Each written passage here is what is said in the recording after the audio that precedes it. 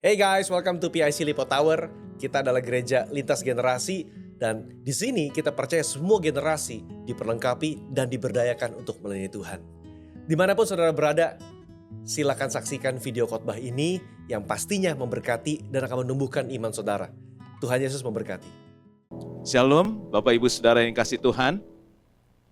Saya rasa saya nggak perlu memperkenalkan diri, bukan karena saya terkenal, tapi karena saya pernah melayani di sini ya. Jadi saudara, kita cukup dekat dengan gembala saudara juga sering melayani Pak Samuel, Pastor Dio melayani di tempat kami.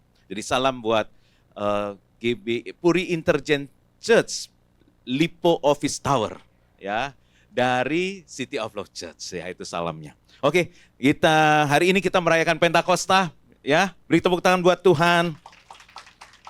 Saya diberi judul atau tema Minggu Pentakosta ini adalah kasih yang dipenuhi Roh Kudus ya. Saudara, saya percaya karena kalau kasih saja tanpa dipenuhi Roh Kudus, kita tidak akan menghasilkan buah, Saudara. Saudara, buah roh dikatakan adalah kasih, Saudara. Padahal Tuhan itu berkata bahwa dari buahnya kita akan dikenal. Jadi Bapak Ibu Saudara, dikenal Tuhan dari buah yang kita hasilkan. Setuju dengan saya? Di dalam Matius pasal 17 dikatakan ada orang berkata kepada Tuhan, bukankah kami bernubuat demi namamu? Bukankah kami mengusir setan demi namamu? Dan mengadakan banyak mujizat demi namamu. Siapa di sini yang sudah mengadakan banyak mujizat? Jangan angkat tangan. Ya, saudara, saya percaya di situ, wow ini rohani banget ini orang ini. Tetapi Tuhan berkata dan berterus terang dikatakan, aku tidak pernah kenal kamu. Bahkan dikatakan, enyalah daripadaku, kamu sekalian pembuat kejahatan. Jadi saudara, hidup kita bisa terlihat rohani, tetapi tanpa buah yang dapat dinikmati oleh orang lain, saudara, hidup kita akan sia-sia. Amin, saudara. Nah, saudara, mari kita lihat sebentar soal kasih ini, saudara. Saudara, di dalam Yohanes 3:16, semua pasti hafal ya, karena begitu besar kasih Allah akan dunia ini, maka ia mengaruniakan anak yang tunggal, supaya barang siapa yang percaya kepadanya tidak binasa, melainkan beroleh hidup yang kekal, saudara. Jadi Allah sekali lagi mengasihi kita lebih dulu, saudara. Ya, dan itu dibuktikan, saudara, next slide, bahwa Yesus datang menyatakan kasih itu di atas kayu salib, saudara. Dan tidak berhenti di situ, Roh Kudus hadir mengaktifkan kasih yang ada di dalam kita. Jadi saya tulis di sini, Roh Kudus itu follow through dari kasih Allah. Nah saudara, saya tulis di sini Roh Kudus adalah follow through dari kasih Allah. Karena kasih Allah tidak berhenti di Jumat Agung dan Paskah, saudara. Pentakosta adalah kelanjutan dari kasih Allah. Dan Roh Kudus yang melanjutkan sampai sekarang, saudara. Saudara, maka itu di Ratapan 3 ayat 22-23 dikatakan, kasih setia Tuhan baru setiap pagi. Kok bisa kita ngerasain kasih setia Tuhan baru setiap pagi? Karena ada Roh Kudus di dalam kita, saudara. Nah, saudara, karena itu Pentakosta sangat penting sama dengan Natal dan Paskah.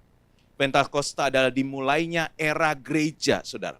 Saudara, orang percaya, ini eranya kita, saudara. Karena kita adalah gereja Tuhan, betul, saudara. Saya percaya gereja bukan gedungnya, kita bisa di mana saja, tapi kita adalah bagian dari tubuh Kristus, gereja Tuhan. Nah, era kita, orang percaya dipenuhi Roh Kudus dan diutus untuk membawa Kristus ke dunia. Saya diberi ayat ini sebagai temanya. Yang pertama di Kisah Para Rasul 2 ayat 1-4. Kita baca ya. Ketika tiba hari Pentakosta, semua orang percaya berkumpul di satu tempat. Tiba-tiba turunlah dari langit suatu bunyi seperti tiupan angin keras yang memenuhi seluruh rumah di mana mereka duduk.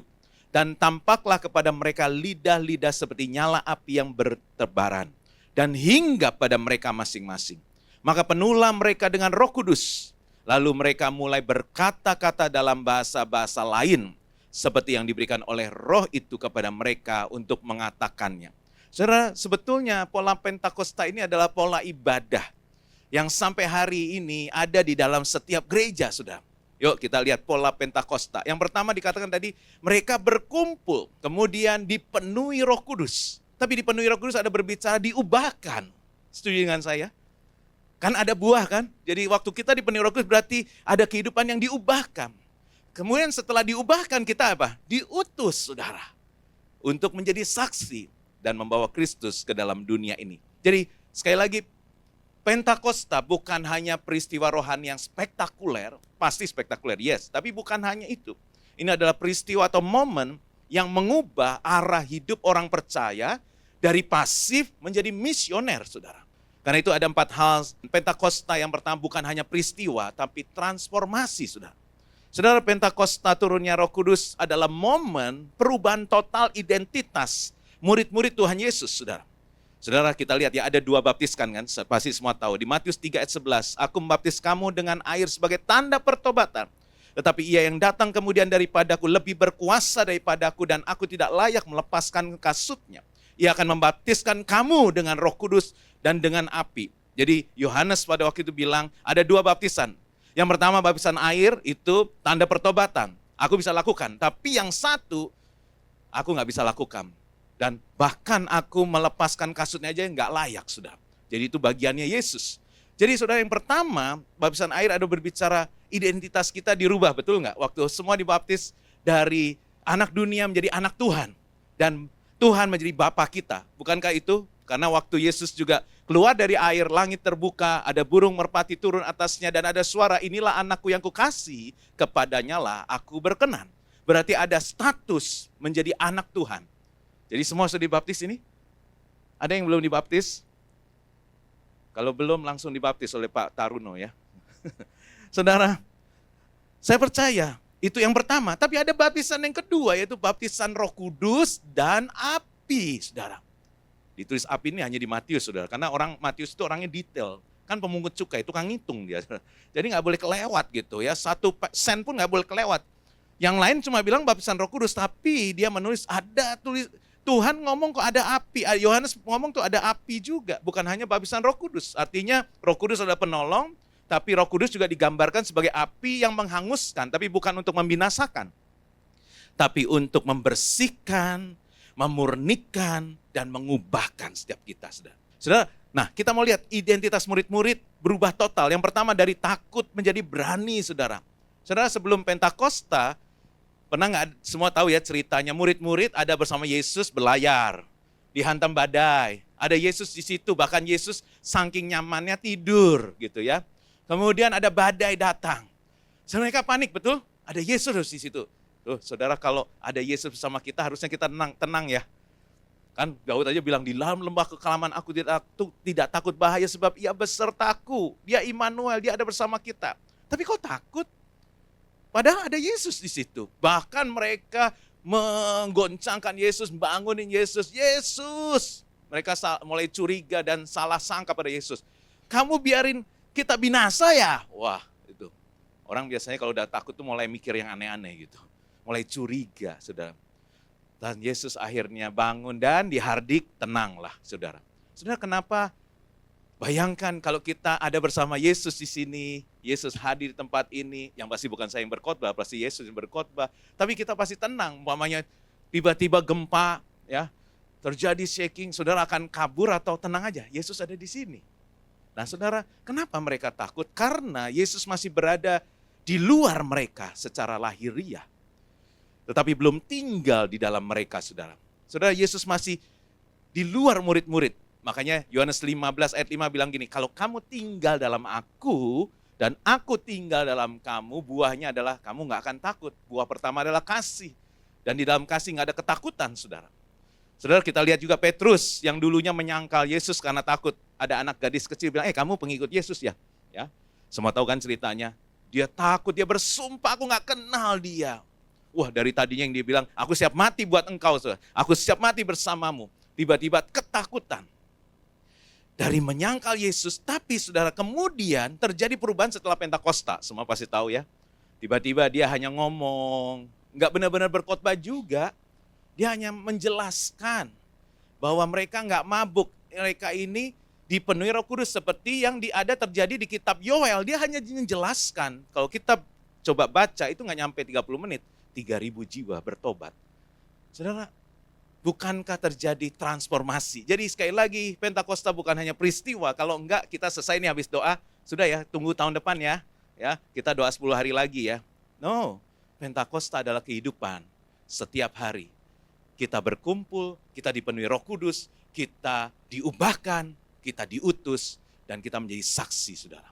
Saudara, apa yang berubah dari Petrus? Apakah dia belajar sesuatu, ikut kelas, Apa yang dia pelajari? Bukan dia apa yang dia pelajari, tapi dia dipenuhi Roh Kudus. Dan Roh Kudus itu kenapa mengaktifkan kasih Tuhan di dalam Petrus. Saudara, ingat ya waktu setelah menyangkal Yesus, dia kan kecewa ya, frustasi. Terus, udahlah ayo teman-teman kita balik lagi jadi penjala ikan gitu. Akhirnya mereka kembali menjadi penjala ikan, saudara. Tapi Yesus cari loh, ya. Jadi saudara yang lagi frustasi, kecewa, Tuhan lagi cari saudara. Kemudian gak cuma dicari, disiapkan makanan. Akhirnya waktu mereka tahu itu Yesus, mereka makan bersama. Kemudian apa yang Yesus lakukan untuk memulihkan Petrus? Ditanya 3 kali, semua tahu lah ya. Apakah engkau mengasihi aku? It's about love. Bukan law. It's about love. Jadi Yesus gak bilang, Petrus kamu udah menyangkal 3 kali, SP1. Ya, karena 2 kali SP2, 3 kali SP3. Jadi udah gak jadi murid lagi. Saudara, hukuman tidak mengubahkan. Tapi kasih itu memulihkan dan mengubahkan. Dikatakan, ya aku mengasihi engkau. Terus Yesus bilang apa? Gembalakan domba-domba. Atau gini lah, gampangnya, kasihlah domba-dombaku. Emang domba-dombaku nakal. Tapi yang di sini nggak ada yang nakal ya. Di City of Love yang nakal-nakal itu, saudara. Tuhan bilang, kasihlah domba-dombaku di City of Love. Itu kepada saya. Jadi from law to love, saudara. Makanya 1 Yohanes 4 ayat 18-19, di dalam kasih tidak ada ketakutan. Kasih yang sempurna melenyapkan ketakutan, sebab ketakutan itu mengandung hukuman. Dan barang siapa takut, ia tidak sempurna di dalam kasih. Kita mengasihi karena Allah lebih dahulu mengasihi kita. Makanya saya diberkati banget dikasih tema ini. Kasih yang dipenuhi Roh Kudus. Ya, mungkin kita selalu membedakan kasih is kasih, Roh Kudus is Roh Kudus. Ternyata kasih yang dipenuhi Roh Kudus itulah tujuan Tuhan, saudara. Dan Pentakosta sekali lagi bukan hanya berbahasa roh. Ya harus berbahasa roh, tapi bukan hanya berbahasa roh, tapi keberanian untuk bersaksi tentang Yesus. Yang kedua dari menerima menjadi memberi, saudara. Saudara, memang betul kita harus menerima lebih dulu baru bisa memberi, ya saudara. Artinya kita harus menerima keselamatan, kasih karunia, pengampunan, pemulihan, kebenaran, semua harus kita terima. Tapi orang percaya tidak dipanggil untuk menjadi penampung, tapi menjadi penyalur, saudara. Jangan jadi penampung, tapi jadilah penyalur. Memang ada musim untuk menerima. Kemarin 10 hari kita menerima. Tapi setelah 10 hari kita musimnya untuk memberi. Menjadi berkat. Apa yang sudah terima dari Tuhan jangan berhenti pada diri kita sendiri.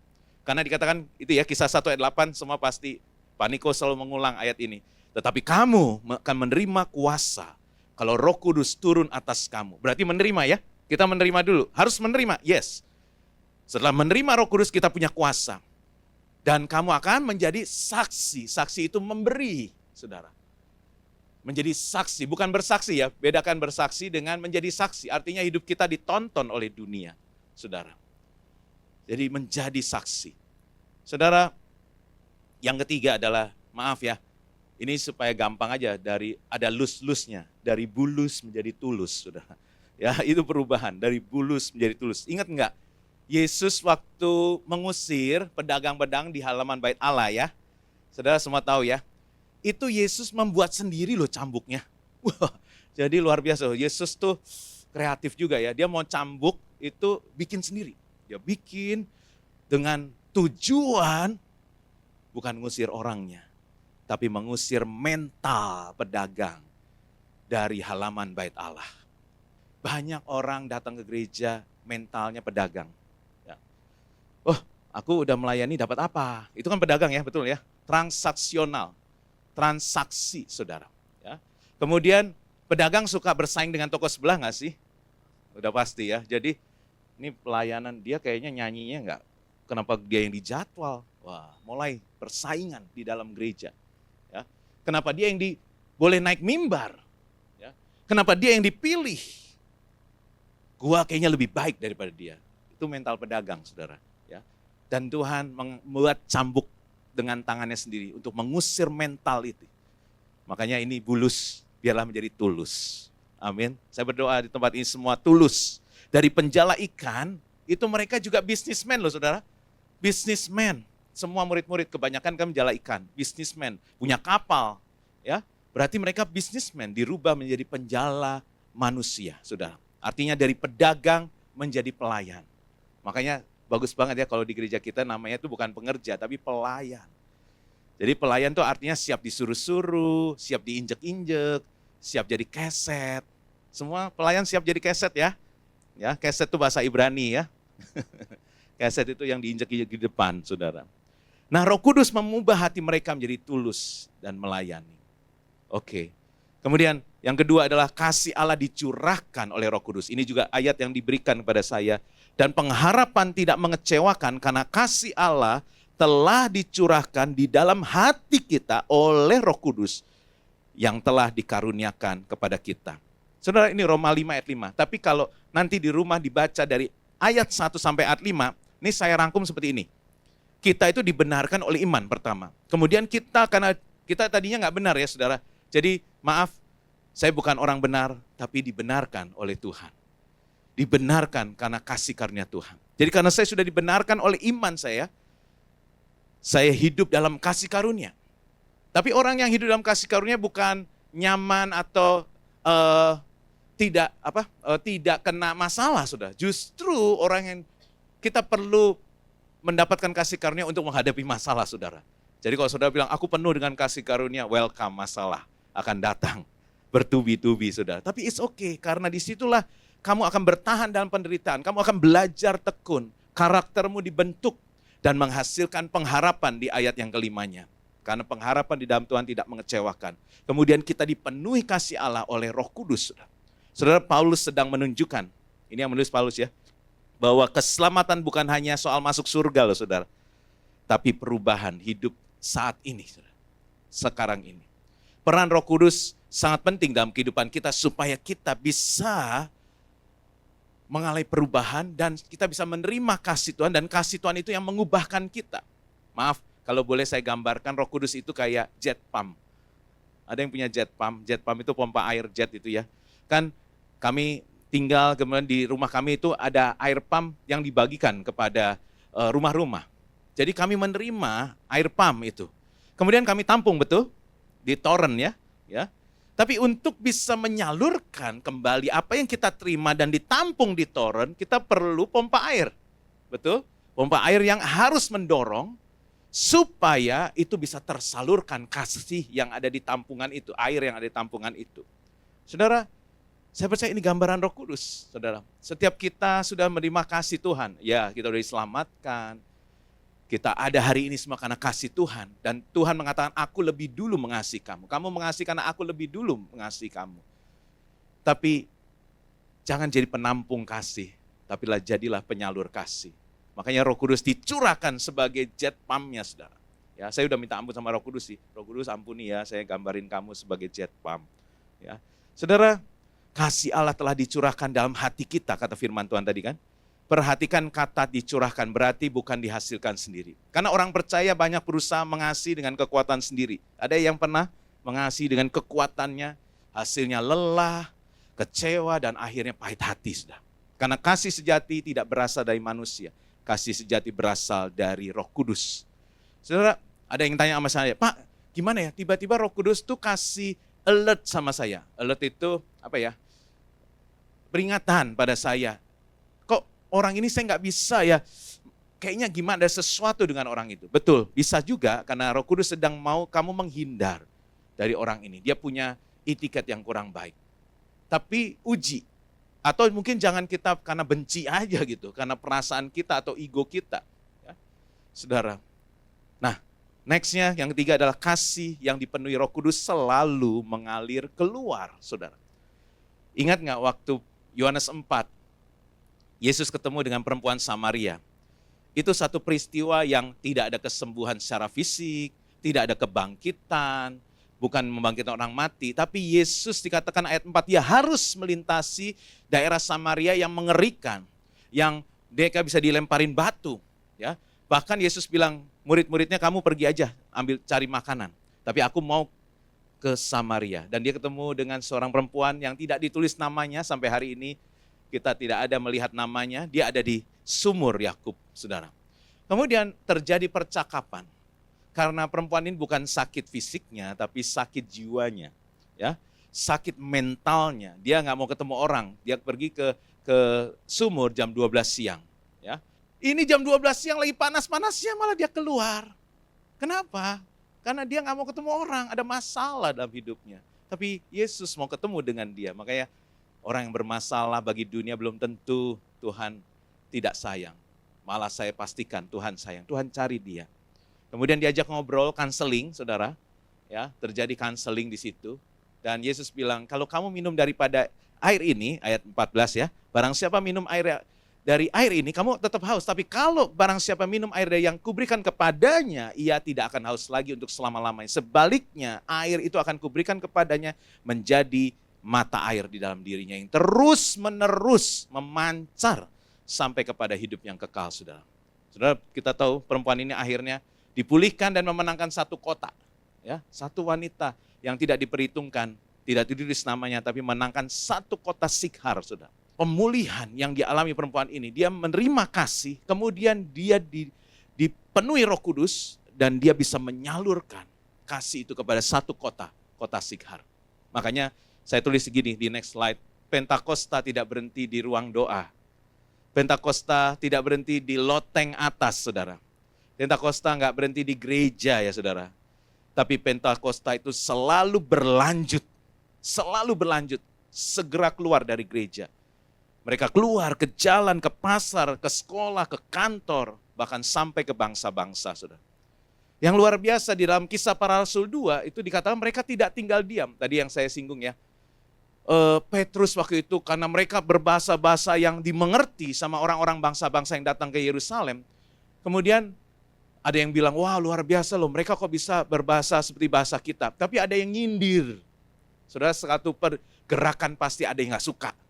Jadi kalau nanti ada pergerakan, selalu ada challenge, ada tantangan. Ya.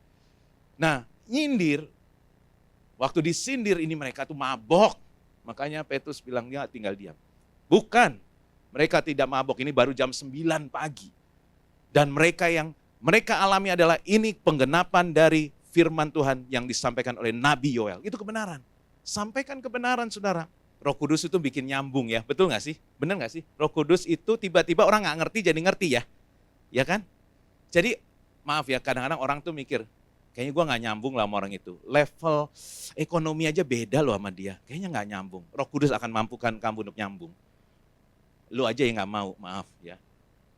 Roh Kudus akan bikin nyambung. Bahasa yang gak dimengerti oleh mereka akan dimengerti. Jadi jangan alasan lagi, kayaknya level kita beda gak nyambung deh. Enggak.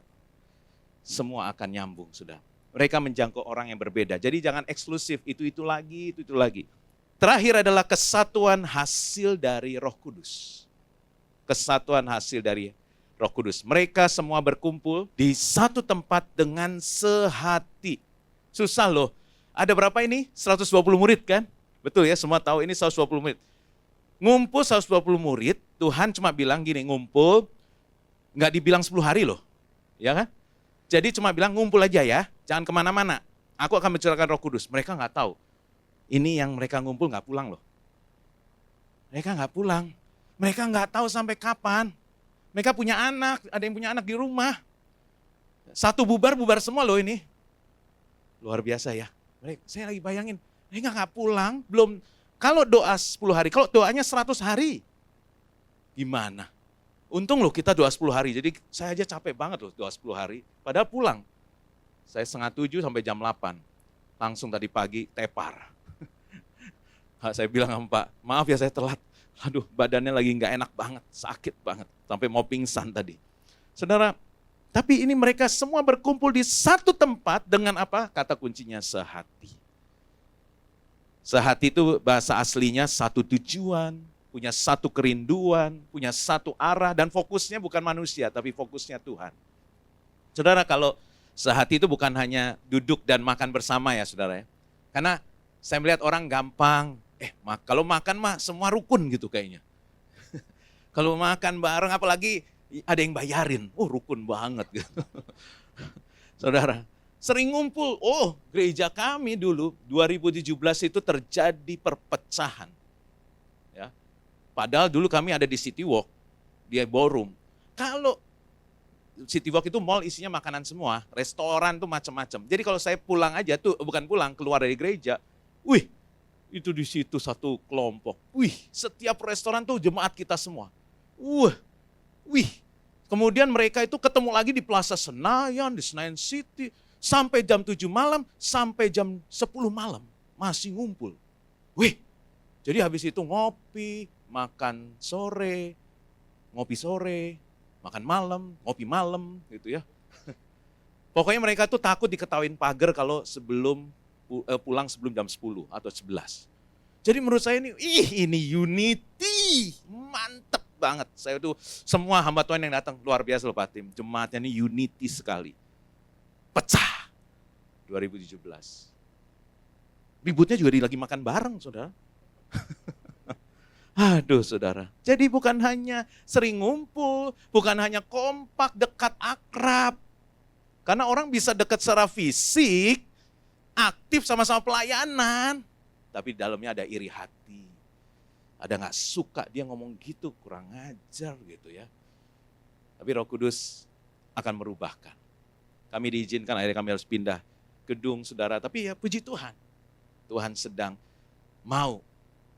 Tadi api itu menghanguskan saudara. Saudara, 120 murid di loteng atas menunggu janji Tuhan. Ya, jadi mereka kan nggak tahu sampai kapan mereka nunggu janji Tuhan. Kemudian apa yang mereka lakukan? Berdoa bersama. Jadi kalau ngumpul tuh memang lebih banyak doa bareng. Ada satu cell group tuh bilang, Pak kami setiap minggu ngumpul. Ngapain? Makan bareng, kongko. Ngobrol apa? Kemudian dia nggak bisa jawab. Akhirnya saya ikut. Oh, ngobrolin bisnis, golf, tas. Ibu-ibu suka ngomongin tas. Lu beli di mana? Bagus nih gitu ya. Bener loh, capek 3 jam. Udah selesai. Nggak ada firman. Nggak ada doa bersama. Wah, saya bilang, hati-hati loh, bisa terjadi perpecahan nantinya. Kita kalau ngumpul tuh berdoa bersama, merendahkan diri, punya fokus yang sama, tidak mencari nama sendiri. Jadi kesatuan hati bukan berarti semua sama ya saudara. Wah ini kayaknya gue sama banget sama dia, red saudara. Ya, kesatuan hati berarti semua tunduk pada tujuan yang sama saudara. Ya. Saudara, makanya pada waktu itu terjadi, justru pada atmosfer itu akhirnya terjadilah mulai ada angin besar, kemudian mulai ada lidah-lidah api turun di dalam kesatuan ini saudara. Saudara, sekali lagi dekat belum tentu sehati, tapi sehati biasanya bisa membuat orang benar-benar dekat. Ya, jadi jangan kejar dekatnya, tapi kejarlah sehatinya. Saudara, Paulus menjelaskan seperti tubuh, kita punya banyak anggota, tangan, kaki, mata, telinga, mulut, tapi tetap satu tubuh. Satu kepala, yaitu Kristus. Saudara, ada peta penyebaran 120 murid. Wow, dahsyat saudara. Setelah mereka dipenuhi Roh Kudus, sehati itu bukan berarti nggak bisa pisah lah ya saudara ya. Karena cell group kalau udah, Pak hebat loh, cell group saya sekarang 40 orang. Oh itu bukan cell group, lu udah mau nyaingin gereja kita. Udah 40 nggak mau pecah. Lu bakal nyaingin, bentar lagi lu buka sendiri, saya bilang. Mecah, bukan mecah ya, maksudnya multiplikasi. Ini, mereka sudah dipenuhi Roh Kudus, tetap sehati, tapi mereka pergi. Nggak ada yang ngumpul terus, saudara. Terakhir, ujung bumi, saudara. Kita kan harus sampai ke ujung bumi ya. Kamu jadi saksiku sampai ujung bumi. Dan zaman dulu tuh harus naik kapal, berjalan jauh, berpindah negara. Sekarang ujung bumi itu sebenarnya media sosial aja. Makanya kalau media sosial jangan diisi makanan, difoto, dipost. Firman, pesan supaya nyampe ke ujung bumi. Kemudian marketplace saudara, mimbar saudara, kantor saudara. Marketplace, mimbar saudara ada sekolah saudara yang masih sekolah. Mimbar saudara ada dunia digital, bikin konten supaya Injil tersebar. Relasi kita, dunia sekarang sebetulnya saya hanya menulis ini, saya melihat dunia sekarang lebih terkoneksi betul. Karena kan mudah ya, nggak kayak dulu. Penuh informasi tapi miskin transformasi saudara. Ini yang mau saya sampaikan hari ini. Dan terakhir pertanyaannya, setelah Pentakosta, apakah hidupmu mau berubah dan berdampak? Mari renungkan saudara. Setelah Pentakosta ini, apakah hidup kita mau berubah dan berdampak? Amin saudara. Hey guys, saya percaya video barusan memberkati saudara sekalian. Saya berdoa, iman setiap saudara bertumbuh Dan saya percaya setiap firman yang didengarkan dan dipraktekkan tidak pernah kembali dengan sia-sia. Anyway, kalau saudara belum ada tempat ibadah yang tetap, kami mengajak untuk beribadah bersama dengan kami, baik online maupun onsite. Saudara bisa cek Instagram kami. Oke, God bless you. See you next time.